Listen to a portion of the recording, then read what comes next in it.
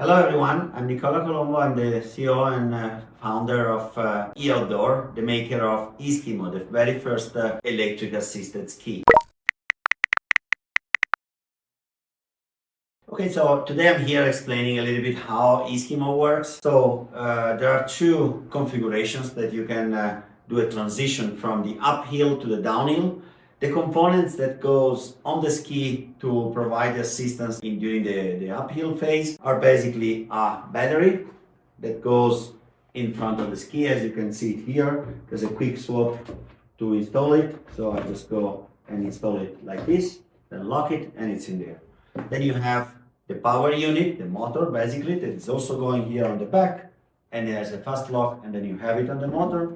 And then you have a traction belt that goes all around the ski through the two holes, and then the power gives you this advancement. So we can see it in this ski here. There's also a sensor inside the ski. This is that feels where the boots is.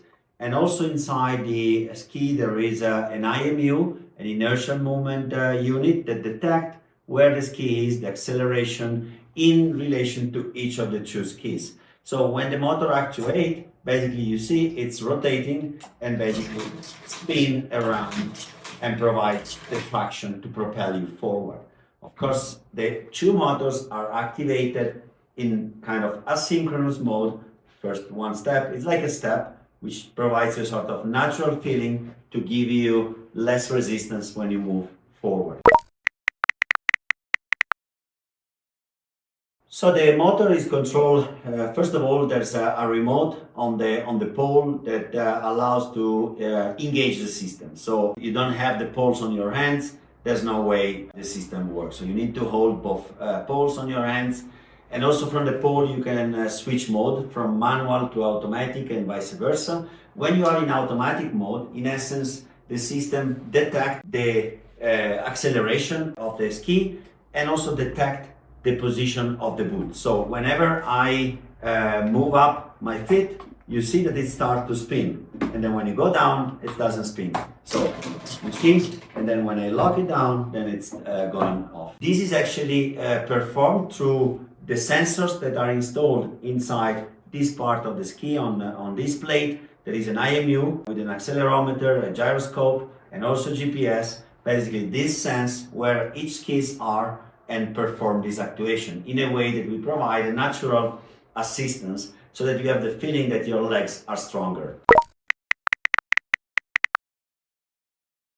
Okay, the total system adds up. Now we're still having a prototype. It's a little bit heavier because we are doing a lot of CNC tools, but in essence we have about a kilo for the battery. And this is the extended range so it's a bigger battery. We're going to go to market with two versions of the battery. The heavier, it's about 1 kilo. The lighter will be in the range of 600 grams. We have then less than 1 kilo for the motor that goes on each ski.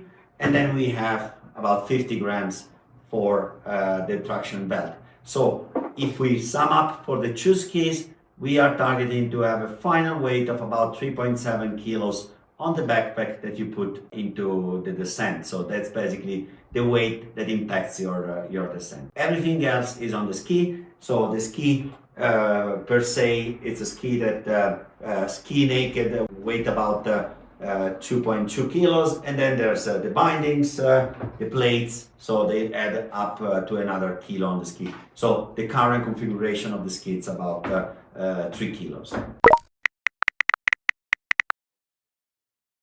With this long-range battery, we are targeting up to a 3-hour tour. Obviously, this depends on the condition, on the weight of the rider, on how much power you configure to give to the motor itself. But that's the target of a very good tour. Because you go faster, you climb and you gain elevation, faster speed, 3 hours equal to a longer ride.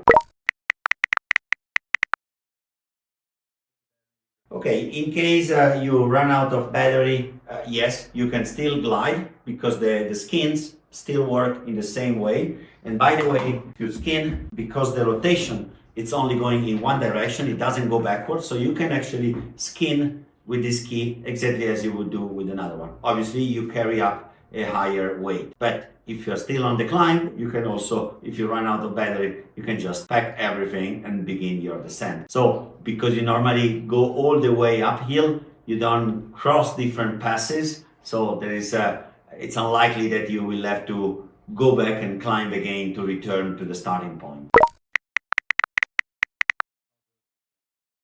Okay, the transition to downhill mode, it's very fast. So you have three components to remove, the one I indicated before. So you have to first remove the battery. So that's it, this goes away. Then I remove my skin, in essence. There's a fast lock here. And then I just take it out. Then if I want to just pack it properly into my backpack, I can roll it up. And again, here it's ready. And then the last part, it's the motor. So there's a quick lock, and here it is. Now, there's also two caps that I put on the bottom to basically bring back the surface of the ski to the completion, and you're ready to go. This shows also the cap that basically go and lock down the holes so that you can properly ski and you don't have drag. So it's very fast, clack, and that's it. Now the ski, as you can see, the surface is completely flat, same gliding, there's no friction, and that's how you go. So as I mentioned before, the total system for two skis, it's 3.7 kilos in the backpack that you put away. These are the components that you see now on the table.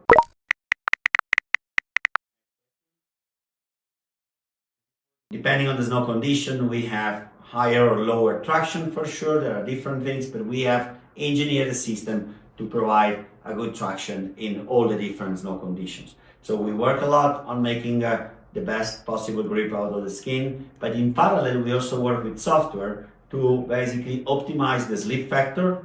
So we have a sort of traction control on the motor that provides always the best grip possible. There are obviously extreme conditions like very icy traverse or extremely icy. So in this case you can still install the crampons on the ski and basically perform as any traditional ski touring. Yes, we can use crampons. So you see, the bindings are the same as a touring binding. So crampons can be installed. No, I don't have a crampon next to me, but you can install it and use it in the same way. The more icy conditions there are, the less support you will have for the motor, because especially when you go on the edge, you can imagine that the traction belt will not touch on the surface. But for these critical steps to go through, you can still do it, and there is no limitation on that. What concerns the deep snow condition, actually in those conditions, E-Skimo, it's even provide a further assistance in the sense that when you want to open the line, you are the first to pass and there's a lot of snow to open and to move. That's where you also feel even more support, because it's actually helping more to propel forward. Kick turning, we also have recently prepared a video that you can use, we can share. In the kick turning, you have the weight of the skis. You have the majority on the back, and the way we do kick turning, it's pretty easy. It's just a different technique. Rather than lifting the ski and rotating the air, what's happening is that the back of the ski trying to stay in the snow, so you're pivoting, maintaining the back on the snow, transition like this, and then restart. So just a slightly different technique, but it works pretty much in the same way. Bindings are ski tourer bindings. So right now we are equipped with this model, but basically every ski brands will be able to provide a configuration depending on their clients, depending on also the price point they wanna reach. What are the other advantages via having? Yeah, here we have on the screen we have all the data we track. We have a lot of measurements, and the app that it's connected to the skis that runs on iPhone and Android. It tracks the acceleration between the two skis, the slopes, steepness. It also tracks a lot of information about the power unit. But what is very important to say about the data tracking is that the brain of the system, it's here. It's basically stays on the ski also for the descent, which means that data can be collected also on the descent. There is a very small battery that power the DCU, the device control unit, also during the descent, so that information about speed, turns, and all the movements that you do on the ski are also tracked during descent, allowing to create some new data-driven experience that ski brands can build based on the data that we provide. We truly hope that we're gonna have all the ski brands to create an E-Skimo powered model or multiple models. Right now, for example, we have this ski, which is a pure free ride 120 in the center, but I'm sure that every brand will target different users. For example, in Europe, we're trying to use more narrower skiers, 98 or something. So we truly hope that all the ski brands will adopt E-Skimo. For the first season next year, our target for now is to have at least the Series 0 with the first brand to partner with us. What our system, the E-Skimo drive system, adds on top of an existing ski. We also have different variation of batteries, but you can consider from 1,000 euros to 1,500 euros on top of the existing skis. We are working on the plan to have the E-Skimo Series 0 to be available for the next winter season. It will be a limited series, so not a huge amount of numbers that will go mostly across the European Alps. We're also going to have several E-Skimo experience center in several ski resorts where people will be able to go there and go with guided tour and test the E-Skimo in the real environment. So let's say by the end of November 2025, we hope to open the sales, probably anticipating with some pre-order. As I mentioned, it will be the Series 0, a limited series that will prepare basically for a more mass market when other brands will come.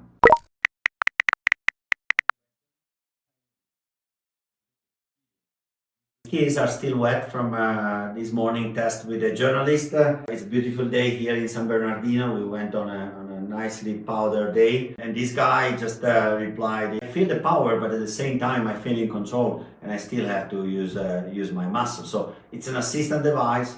It's not cheating. It's just being able to go farther, go higher, and therefore maximize and increase your enjoyment. Okay, finally, just to wrap it up, so I want to thank you for the opportunity to be on your media outlet. So we also want to say that experiencing recently different feedbacks, there are the traditional ski tourers who might be, let's say, against this way of reducing the effort, but at the same time there's a lot of people who are skiers that want to start ski tours. So we believe that first our product is targeting skiers who are not yet ski tourer who wants to start with that. So, and then maybe step by step, as also the product progress, I'm sure that also certain ski tourers will convert to an electric powered system. So that means that at the beginning, we want to have a product that is really easy, simple to use for beginners. Of course, beginners might not even need crampons, might not even need something that goes for 3 hours. So that's our first segment that we want to target, bringing skiers, alpine skiers,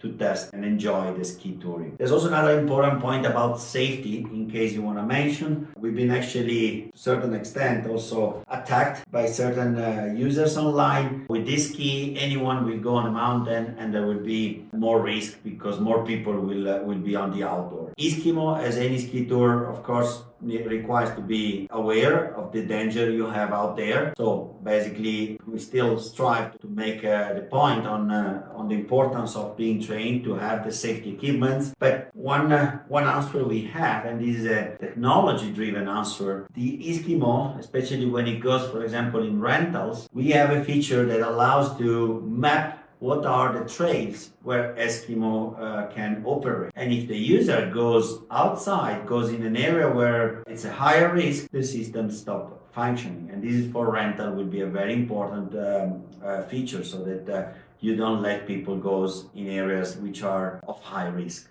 So this is something that the technology allows thanks to the connectivity it has, and it's something that the traditional ski does not allow. So thank you very much. Again, this is Nicola Colombo here from San Bernardino in the Swiss Alps. I want to thank you again for listening to this product explanatory video, and I hope to see you on the slopes to enjoy E-Skimo.